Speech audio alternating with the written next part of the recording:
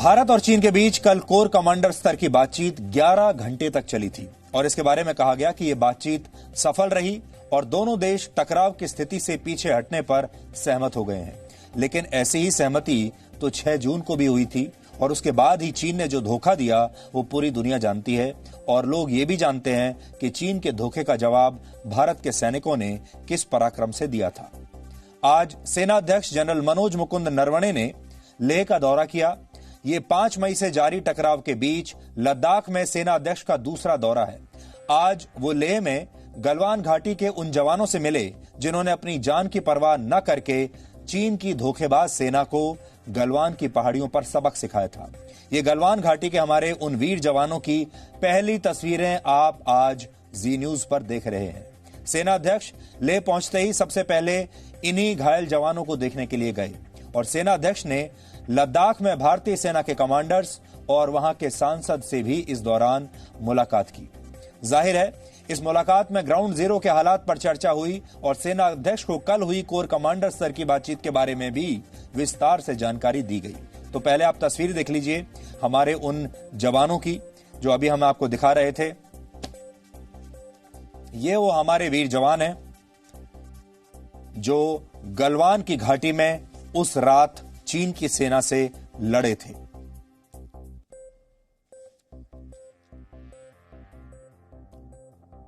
जी news को सूत्रों से जो जानकारी मिली है उसके मुताबिक अब पेंगोंग झील का टकराव मुख्य मुद्दा बन रहा है, जहां पर चीन के सैनिक एलएसी के करीब 8 किलोमीटर अंदर अपने हथियारों और पूरे साजो सामान के साथ करीब 1.5 महीने से बैठे हैं। कोर कमांडर स्तर की बातचीत के सकारात्मक होने के संकेत तो चीन से भी मिले हैं। वहां के विदेश मंत्रालय ने कहा है कि बातचीत के जरिए तनाव को कम करने और शांति बनाने के लिए दोनों देश सहमत हो गए हैं और इसके लिए सैन्य और कूटनीतिक दोनों स्तर पर बातचीत हो रही है। चीन की इन बातों से संकेत मिले हैं कि गलवान घाटी में भारत के पराक्रम के बाद वो बहुत दबाव में है, क्योंकि भारत का रुख अब अचानक बहुत आक्रामक हो गया है और इसे आप इस तरह से समझ सकते हैं कि कोर कमांडर स्तर की दूसरी बार बातचीत करने की पहल इस बार चीन की तरफ से हुई थी। लेकिन सवाल यह भी है कि चीन का भरोसा कैसे किया जाए। भारतीय सेना को भी इस बात का इंतजार है कि चीन जो बात मीटिंग में कहता है उसे जमीन पर अमल करके दिखाए, क्योंकि जब तक ऐसा नहीं होगा तब तक भारतीय सेना इस बात की पुष्टि नहीं कर लेगी, तब तक एलएसी का यह तनाव कम नहीं होगा। और भारतीय सेना की सीधी बात यही है कि चीन की सेना को अपना सैन्य साजो सामान लेकर एलएसी के पीछे उसी स्थिति में जाना होगा जहां वो मई से पहले थी। गलवान घाटी के बाद अब भारत और चीन के टकराव का मुख्य मुद्दा पेंगोंग झील बन गया है, क्योंकि चीन जिस तरह से पेंगोंग झील के फिंगर 8 से लेकर फिंगर 4 तक कब्जा करके बैठा है और वहां पर सैन्य निर्माण कर रहा है, उससे भारत को बहुत आपत्ति है। आपको याद होगा 5 मई को सबसे पहले पेंगोंग झील से टकराव की शुरुआत हुई थी और यहीं पर भारत और चीन के सैनिकों के बीच हाथापाई हुई थी। भारत चाहता है कि हर हाल में चीन यहां पर 2 मई से पहले की स्थिति में पहुंचे। भारत और चीन के बीच करीब 3,500 किलोमीटर लंबी सीमा है और इसमें से ज्यादातर सीमा समतल मैदानों और पहाड़ों से होकर गुजरती है। लेकिन पेंगोंग झील एक ऐसी जगह है जहां एलएसी जमीन पर नहीं बल्कि पानी पर है। हम आपको आज नक्शे के जरिए पेंगोंग झील के बारे में और यहां की मौजूदा स्थिति के बारे में समझाएंगे। पेंगोंग झील 13,900 फीट की ऊंचाई पर है और इसकी लंबाई करीब 134 किलोमीटर है। इस झील के करीब 66% हिस्से पर चीन का कब्जा है, क्योंकि ये झील चीन के नियंत्रण वाले तिब्बत से निकलकर भारत तक आती है। पेंगोंग झील के आसपास पहाड़ हैं और इन पहाड़ों के निचले हिस्सों को फिंगर्स कहा जाता है, क्योंकि इनका आकार हाथ की उंगलियों जैसा है। पेंगोंग झील इन्हीं फिंगर्स के साथ साथ बहती है। फिंगर 4 तक भारत का कब्जा है और फिंगर 3 और 4 के बीच में भारत की पोस्ट भी है। भारत की सेना पश्चिम से पूर्व की ओर फिंगर 8 तक पेट्रोलिंग करती थी, क्योंकि भारत का दावा है कि एलएसी असल में यहीं तक है। लेकिन चीन यह दावा करता है कि फिंगर 2 तक का इलाका उसका है और इस इलाके की निगरानी के लिए चीन ने फिंगर 8 पर भी अपनी सैन्य पोस्ट बनाई हुई है। तो ये आप देख सकते हैं दोनों सीमाएं, एक चीन की एलएसी है, दूसरी भारत की एलएसी है और इसके बीच में ये आपको फिंगर्स दिखाई दे रही हैं। और ताजा विवाद यहीं शुरू हुआ है। ताजा विवाद तब शुरू हुआ जब चीन ने भारत की सेना को फिंगर 8 तक पेट्रोलिंग करने से रोक दिया था और फिंगर 8 से फिंगर 4 के बीच 8 किलोमीटर इलाके पर कब्जा किया। इसके लिए चीन ने फिंगर 8 और फिंगर 4 के बीच बंकरों का भी निर्माण किया है। यानी चीन गलवान और पेंगोंग लेक के पास धीरे धीरे उन इलाकों पर कब्जा करना चाहता है जो या तो भारत का हिस्सा रहे हैं या फिर भारत और चीन के बीच विवाद का विषय है। और यही वजह है कि चीन भारत के साथ एलएसी के विवाद को सुलझाना नहीं चाहता, क्योंकि अगर ऐसा हो गया तो चीन भारत के इलाकों का अतिक्रमण नहीं कर पाएगा। इसलिए भारत हर हाल में पेंगोंग झील के पास चीन की हरकत पर अंकुश लगाना चाहता है। ये हमारे लिए बहुत जरूरी है। हमने कल आपको बताया था कि एलएसी पर चीन की हरकतों का मास्टरमाइंड चीन की सेना का जनरल झाओ जोंगकी है। ये जनरल चीन की सेना के वेस्टर्न थिएटर कमांड का कमांडर है और ये वेस्टर्न थिएटर कमांड भारत के खिलाफ ही तैनात है। एलएसी में एक साथ कई जगहों पर चीन की सेना ने जिस तरह से घुसपैठ की, उसकी योजना इसी जनरल ने बनाई है। आपको 2017 का डोकलाम विवाद याद होगा, जहां 73 दिन भारत के सैनिक चीन के सामने डटे रहे और आखिरकार चीन को पीछे हटना पड़ा। डोकलाम विवाद का मास्टरमाइंड भी यही जनरल था और डोकलाम में हार की खीज अब वो लद्दाख में निकाल रहा है। झाओ जोंगकी के बारे में कहा जाता है कि वो चीन के राष्ट्रपति शी जिनपिंग का बहुत करीबी है। वो चीन के ताकतवर सेंट्रल मिलिट्री कमीशन में वाइस चेयरमैन बनना चाहता है, इसलिए उसने पहले से ये तय योजना के तहत भारत की सीमा में घुसपैठ करवाई और अपनी आक्रामक नीति के तहत गलवान घाटी में हमला भी इसने करवाया। सेंट्रल मिलिट्री कमीशन में ही चीन की सेना से जुड़े महत्वपूर्ण फैसले होते हैं और यहीं पर सैन्य नीति तैयार होती है। इस कमीशन के चेयरमैन खुद चीन के राष्ट्रपति शी जिनपिंग हैं। यानी एक तरह से देखें तो भारत की सीमा पर आक्रामक नीति अपनाने के पीछे कहीं ना कहीं शी जिनपिंग की भी सहमति है, क्योंकि ये स्वीकार करना मुश्किल है कि बिना चीन के राष्ट्रपति की सहमति के चीन की सेना या उसका कोई कमांडर इस तरह की हरकत कर सकता है, जो पिछले 45 वर्ष में भारत और चीन की एलएसी पर कभी नहीं हुआ। गलवान घाटी की घटना पर जी न्यूज के कवरेज की जिस तरह से पूरी दुनिया में चर्चा हो रही है, उसी तरह से शी जिनपिंग के इस जनरल के बारे में भी जब जी न्यूज ने खबर दिखाई तो पूरी दुनिया में इसकी चर्चा हुई। जैसा कि आप जानते हैं कि जी न्यूज भारत का पहला प्राइवेट न्यूज चैनल है और यह दुनिया के 180 से ज्यादा देशों में देखा जाता है। और ये आपकी और जी न्यूज की अंतर्राष्ट्रीय ताकत है, जिससे अमेरिका जैसे शक्तिशाली देशों की खुफिया एजेंसियां भी चीन के इस जनरल पर अब बात कर रही हैं। अमेरिका की खुफिया एजेंसियों ने भी हमारी जानकारी पर मोहर लगाई है कि लद्दाख में हिंसक टकराव के पीछे इसी जनरल का दिमाग था। शी जिनपिंग के करीबी इस जनरल को लगता था कि चीन को कमजोर नहीं दिखना चाहिए, इसलिए उसने भारत के खिलाफ यह साजिश रची। आज चीन को यह पसंद नहीं आ रहा कि एलएसी पर भारत बहुत तेजी से अपना इंफ्रास्ट्रक्चर बना रहा है, इसलिए वो इतना परेशान है। चीन को तब कोई परेशानी नहीं थी जब भारत सीमा पर सड़कों का निर्माण नहीं कर रहा था या फिर पहले की सरकारें इस मामले में बहुत सुस्त थी। उदाहरण के तौर पर लेह से दौलत बेग ओल्डी को जोड़ने वाली डीएसडीबीओ रोड पिछले वर्ष ही बनकर तैयार हुई थी, जिसकी वजह से चीन को इस वक्त सबसे ज्यादा परेशानी है। इस सड़क पर 2014 के बाद तेजी से काम हुआ था और 6 साल के अंदर ही यह सड़क तैयार हो गई। आप ये जानकर हैरान रह जाएंगे कि इस तरह की रणनीतिक सड़कें बनाने की योजना सबसे पहले अटल बिहारी वाजपेयी की सरकार में शुरू हुई थी। तब रक्षा मंत्री जॉर्ज फर्नांडिस थे और वो ऐसे नेता थे जो खुलकर कहते थे कि हमारा दुश्मन नंबर 1 पाकिस्तान नहीं बल्कि चीन है। जॉर्ज फर्नांडिस 1998 से 2004 तक देश के रक्षा मंत्री थे और रक्षा मंत्री के तौर पर वो खुद करीब 30 बार सियाचिन के दौरे पर गए थे। मैं खुद कई बार उनके साथ ऐसे दौरों पर रिपोर्टिंग के लिए गया था, क्योंकि वो बहुत जल्दी चीन जाया करते, सियाचिन जाया करते थे और कई बार मैं खुद उनके साथ सियाचिन गया। जिस डीएसडीबीओ रोड के बनने पर चीन आज परेशान हो रहा है, उसे बनाने की शुरुआत अटल बिहारी वाजपेयी के प्रधानमंत्री रहते और जॉर्ज फर्नांडिस के रक्षा मंत्री रहते हुए ही हुई थी।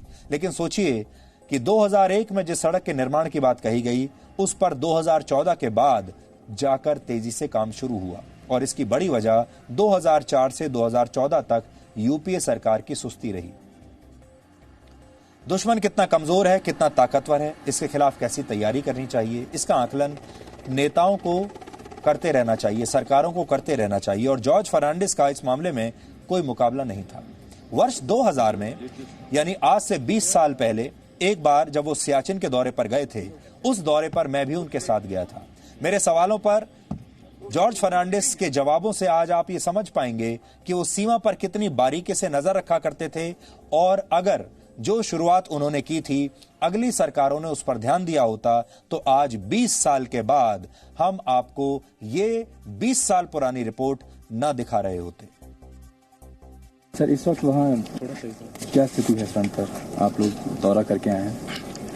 हम गए थे उस चौकी पर जिसका नाम बेनज़ीर है और जो बिल्कुल ही हमारी उत्तरी सीमा का आखिरी छोर पर है, और वहाँ से पाकिस्तान बिल्कुल सामने दिखाई दे रहा है।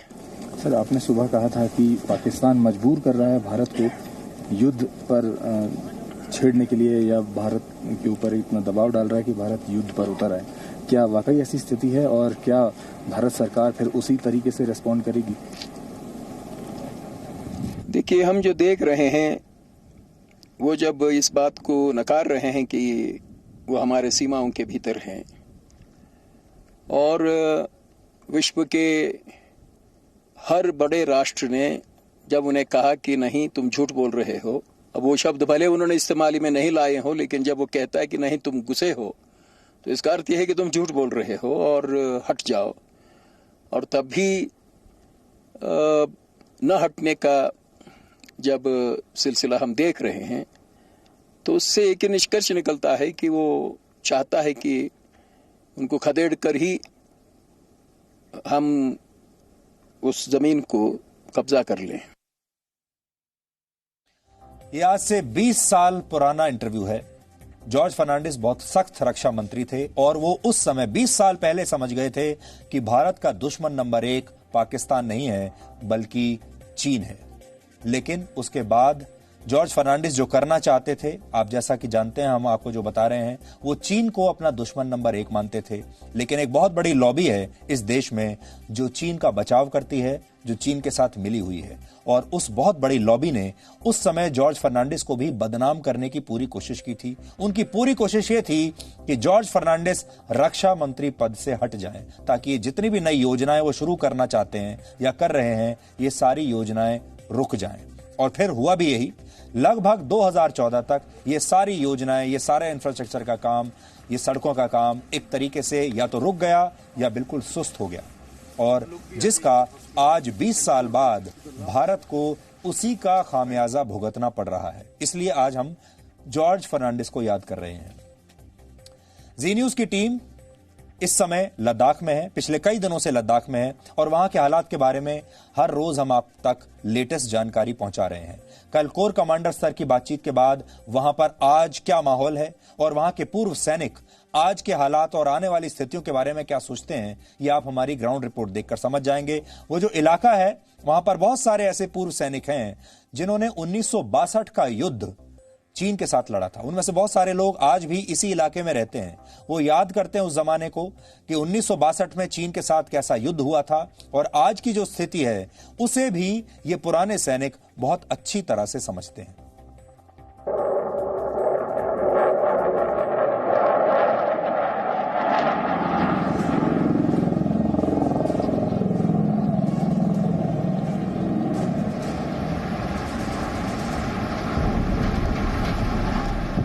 लद्दाख के आसमान में भारतीय वायुसेना के फाइटर जेट्स की एक गर्जना चीन को चेतावनी है कि अब भारत अपनी सीमा में अतिक्रमण बर्दाश्त नहीं करेगा।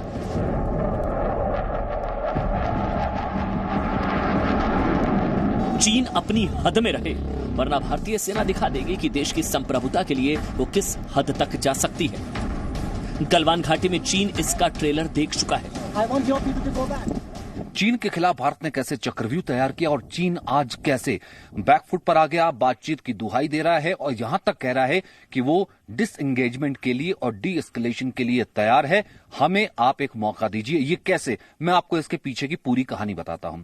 दरअसल आज थल सेना अध्यक्ष पहुंचते हैं लेह पर, जहां पर हम यहां पर मौजूद हैं। लेह मेरे पीछे वो इलाका जहां पर ये देखिए पीछे आप लगातार मैं आपको दिखा रहा था कि कैसे सैन्य कार्रवाई जो है उसकी तैयारी चल रही है, एयरफोर्स की तैयारी चल रही है, तमाम लड़ाकू विमान वहां पर मौजूद थे। एयरफोर्स की पूरे तरीके से हम ये कह रहे हैं 24/7 एयरफोर्स अलर्ट थी।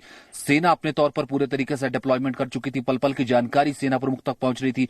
आज सेना प्रमुख खुद यहां पर पहुंचते हैं ग्राउंड पर पहुंचते हैं, तमाम चीजों का जायजा लेते हैं। चीन तक ये मैसेज आता है कि गलवान में पटखनी खाने के बाद भारतीय सेना से दो हाथ करना लगता है उसके बस की बात नहीं है। और फ्री हैंड देने के बाद, यानी कि सेना को फ्री हैंड देने के बाद चीन को यह लग रहा था कि अब भारतीय सेना कुछ भी कर सकती है, जिसका कम से कम एक ट्रेलर वो गलवान में देख चुकी थी। गलवान में चीन को चित्त करने के बाद अब चीन के खिलाफ भारत की नई रणभूमि है पेंगोंग। पेंगोंग झील इलाके में फिंगर 4 के पास चीन के निर्माण कार्य से भारत को सबसे ज्यादा आपत्ति है। भारत हर हाल में यहां 2 मई से पहले की स्थिति की वापसी चाहता है। पेंगोंग जो लेक है उसके ईस्ट साइड में जो फीचर्स हैं, पहाड़ी का सिलसिला है, वो जो है पूरे हमारे चुशूल में जो पोस्ट हैं, बाकी जितना भी आर्मी का डिप्लॉयमेंट है, वो उसको ओवरलुक करता है।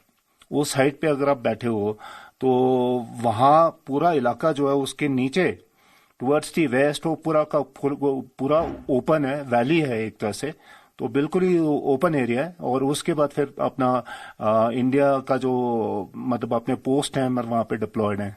तो किसी तरह का मूवमेंट, जैसे मैं बोल रहा था पहाड़ी इलाकों में, अगर आपका दुश्मन जो है या एडवर्सरी वो पहाड़ियों के ऊपर बैठा हो तो एक तरह का किलिंग ग्राउंड है नीचे।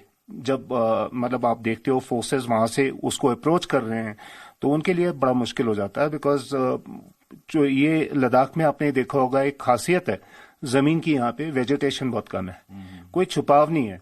दूसरी जगहों में जब भी हम अपना असॉल्ट या अटैक का प्लान बनाते हैं तो ऐसे कवर्स का हम बखूबी से इस्तेमाल करते हैं। वो टेरेन का जो है वो है फीचर का फील्ड क्राफ्ट जैसे बोला जाता है, तो वो फायदा उठाना हमें फौजियों को, सोल्जर्स को सिखाया जाता है। और ये एक पार्ट है हमारा डिसेप्शन का दुश्मन को, ताकि हमारे मूवमेंट के बारे में नहीं पता चले, सरप्राइज हासिल कर पाएं और अपना जो अटैक है वो अच्छी तरह से मतलब प्रोसीड और उसके बाद सफलता हम लोग पाएं। चीन इस भ्रम में था कि 1962 की तरह वो इस बार भी भारत को धोखा देगा और भारत चुपचाप सहन कर लेगा। लेकिन भारत ने उसका यह भ्रम तोड़ दिया है। चीन इस गलत फहमी में ना रहे कि वो पीछे हटने की बात करेगा और भारत निश्चिंत होकर बैठ जाएगा। गलवान वाली गलती भारत दोबारा नहीं करेगा। आप देख रहे हो किस तरह की हमारी यूनिटी इन डिस्पेरिटी हम लोग बोलते हैं, वही उसी का एक नमूना, एक दृश्य हम लोगों ने इस समय देखा है। तो हमारे यूनिटी में, हमारे ताकत में, जो हमारा यूनिटी में जो स्ट्रेंथ है वो उसने देखा होगा। एंड जो भी उसने अगर हमारे बारे में अगर उसने कभी अंडर एस्टिमेट किया होगा हमारे ताकत को, तो आज के डेट में उसको पता चल गया होगा पीले को कि ये जो है इतना आसान नहीं है मामला जिस तरह से वो सोच रहे थे। और हम लोग ने इतने सालों से इन केस कन्फ्रंट नहीं किया, अगर मतलब हम लोगों ने उनके साथ मतलब उस तरह का मतलब वो मुकाबला नहीं किया, तो वो इसलिए बिकॉज एक तरह से पॉलिसी रही होगी हमारी। लेकिन आज के डेट में जैसे गवर्नमेंट ने बोला है कि हम आर्मी को फ्री हैंड देते हैं, तो अगर आर्मी के हाथ में आ गया तो आर्मी जो है सशक्त है, बलवान है। और इस तरह का जो हमारे देश के ऊपर अगर आपत्ति आती है, खतरा आता है, तो वो पूरी अपनी जान लगा देंगे। गलवान घाटी में भारतीय सेना के बलवानों ने चीन को ऐसा सबक सिखाया कि चीन पीछे हटने को तैयार हो गया। लेकिन भारत अब पीछे नहीं हटेगा। भारत सीमा पर सड़कें भी बनाएगा, एलएसी पर सैनिकों की तैनाती भी बढ़ाएगा, संचार व्यवस्था को और मजबूत भी करेगा और सर्विलांस के जरिए चीन पर नजर भी रखेगा। क्योंकि चीन ना कभी भरोसे के लायक था, ना है और ना हो सकता है। हर भरोसा को उन्होंने तोड़ा। कोई ऐसा भरोसा जो भरोसा जताया, कोई ऐसा भरोसा जताया जिस पे वो टिका, जिस पे उसने अमल किया, जिस पे किया नहीं। अब किस सूरत से हम उसको भरोसा करेंगे, किस लिहाज से हम उसको भरोसा करेंगे, ये तो मुझे नहीं लगता भरोसा करना चाहिए। एक ठोस कदम, एक निर्णायक कदम अब समय है उठाना पड़ेगा। बिल्कुल विश्वास के लायक नहीं है सर जी, क्योंकि बाजार में भी उन्होंने धोखा दिया, अभी भी धोखा देने का बिल्कुल पूरा चांस है सर, क्योंकि उन पर भरोसा बिल्कुल नहीं कर सकता सर जी। चीन के ऊपर तो बिल्कुल हम करते ही नहीं, बिल्कुल भरोसा नहीं कर सकता। और उन्होंने 1962 में भी और 1967 में भी इस तरीके से उन्होंने हिंदी चीनी भाई बोलते हुए इन्होंने बड़ा धोखा दे दिया। चीन को आभास हो चुका है कि गलवान में उसने बड़ी गलती कर दी है। भारतीय सेना ने भी उसे समझा दिया है कि छेड़ोगे तो छोड़ेंगे नहीं।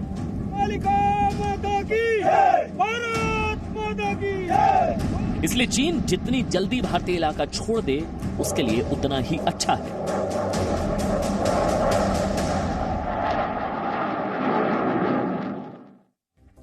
गलवान में भारत के जिन 20 जवानों ने चीन के सैनिकों से लड़ते हुए शहादत दी, उन्हें भारत में पूरा सम्मान दिया गया।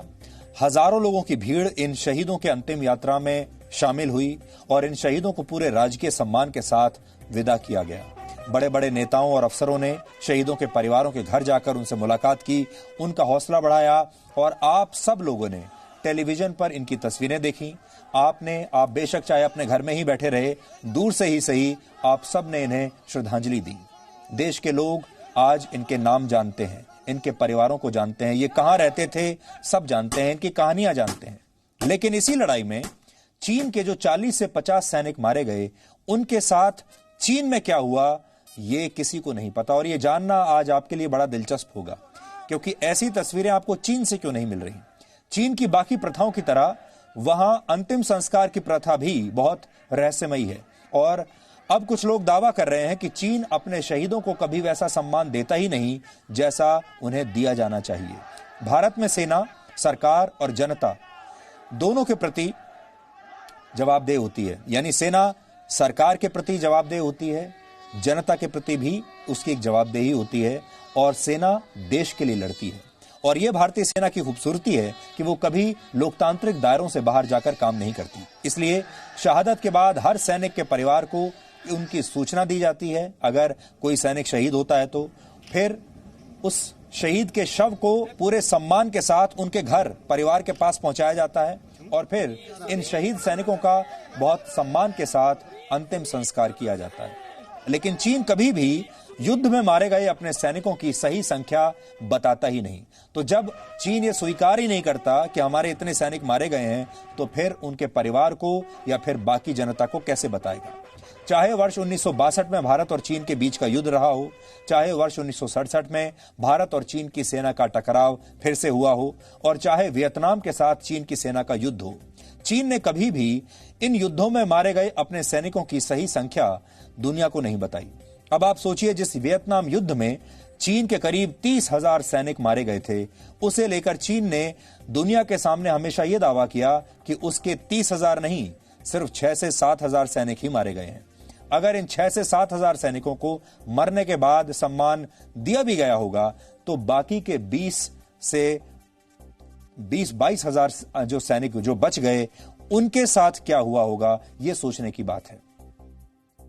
इसका सीधा सा जवाब है कि चीन अपने सैनिकों के साथ भी वही सलूक करता है जो वो अपनी जनता के साथ करता है, और इसके लिए चीन की संस्कृति और सरकार दोनों जिम्मेदार हैं। पहले संस्कृति के नजरिए से समझिए कि चीन में मरने वालों को क्या सम्मान दिया जाता है। चीन की संस्कृति के मुताबिक अगर मरने वाला कोई युवा होता है और उसके पत्नी या बच्चे नहीं होते, यानी कोई अविवाहित युवा अगर वहां मरता है, तो उसे कोई खास सम्मान नहीं दिया जाता। चीन की संस्कृति कहती है कि बड़े लोगों को अपने से छोटे लोगों को सम्मान नहीं देना चाहिए, इसकी कोई आवश्यकता नहीं है। इसलिए जब कोई युवा वहां मरता है तो उसके मृत शरीर को घर पर भी नहीं लाया जाता और उसे शवगृह में ही रख दिया जाता है। चीन की संस्कृति के मुताबिक किसी युवा की मौत पर उसके माता पिता भी उसके लिए प्रार्थना नहीं कर सकते। चीन की पीपल्स लिबरेशन आर्मी यानी पीएलए में भर्ती ज्यादातर सैनिकों की उम्र 18 से 49 वर्ष के बीच है, और चीन के सैनिकों को विवाह करने के लिए भी कई तरह की शर्तों का सामना करना पड़ता है। इसका नतीजा यह है कि बड़ी संख्या में युवा सैनिक जो है वहां वो अविवाहित रह जाते हैं। जाहिर है, जब ऐसे में ये सैनिक युद्ध में मरते हैं तो इन्हें सेना तो छोड़िए, इनके परिवार से भी वो सम्मान नहीं मिल पाता जो मिलना चाहिए। चीन में मृत लोगों को सम्मान न मिल पाने की दूसरी वजह है वहां की सरकार। चीन में पहले लोगों को दफनाए जाने की प्रथा ज्यादा प्रचलित थी, लोगों को दफनाया जाता था। लेकिन अब धीरे धीरे चीन की सरकार ने लोगों पर शवों को दफनाने की बजाय जलाने का दबाव डालना शुरू कर दिया है। उदाहरण के लिए वर्ष 2018 में चीन के जियांगशी प्रांत में सरकार ने लोगों से वो ताबूत वापस लेने शुरू कर दिए थे जो इन लोगों ने अंतिम संस्कार के लिए खरीद कर रखे थे। चीन की सरकार ने तर्क दिया कि ये ताबूत लकड़ी के बने हैं और पर्यावरण बचाने के लिए ऐसा करना जरूरी है। लेकिन चीन प्रथाओं को बदलकर कई बार दुनिया से सच छिपाने की भी कोशिश करता है और हाल ही में कई रिपोर्ट्स में यह दावा किया गया था कि चीन में बड़ी संख्या में कोरोना वायरस के मरीजों के शवों को भी ऐसे ही जला दिया गया था और इसके पीछे मंशा ये थी कि किसी को मरने वालों की सही संख्या कभी पता न लगे। चीन यही काम अपने सैनिकों के साथ भी कर रहा है और हो सकता है कि चीन के जो 40 से 50 सैनिक गलवान में मारे गए उन्हें पीएलए कभी भी वो सम्मान न दे। चीन की सरकार के इसी रवैये की वजह से चीन के बहुत सारे लोग इस समय बहुत नाराज हैं और ये लोग अपनी सरकार पर सच बताने का दबाव डाल रहे हैं। बहुत सारे लोग चीन में वहां जो सोशल मीडिया है और अलग अलग जो प्लेटफॉर्म्स हैं वहां पर लिख रहे हैं और अपनी नाराजगी जता रहे हैं कि चीन ने अपने सैनिकों का वैसा सम्मान क्यों नहीं किया और चीन की सरकार जो है या पीएलए सही लोगों को जानकारी क्यों नहीं दे रही। यानी लोगों में गुस्सा है और लोगों में रोष है। सबसे बड़ी बात यह है कि चीन के जो अखबार हैं और जो न्यूज चैनल्स हैं वो भी इसके बारे में बिल्कुल चुप हैं, कोई रिपोर्टिंग नहीं कर रहे हैं। अगर चीन के राष्ट्रपति शी जिनपिंग ने अपनी जनता को यह सच नहीं बताया तो उनके ऊपर दबाव और बढ़ेगा और शी जिनपिंग का जो सबसे बड़ा डर है वो असल में यही है कि एक दिन ऐसा ना आ जाए जब चीन की जनता लोकतंत्र के लिए उन पर दबाव डालने शुरू कर दे और कहीं चीन में लोकतंत्र के दरवाजे कभी खुल ना जाएं। लेकिन फिलहाल चीन सच्चाई पर पर्दा डाल रहा है और अपने लोगों को हमेशा की तरह गुमराह कर रहा है।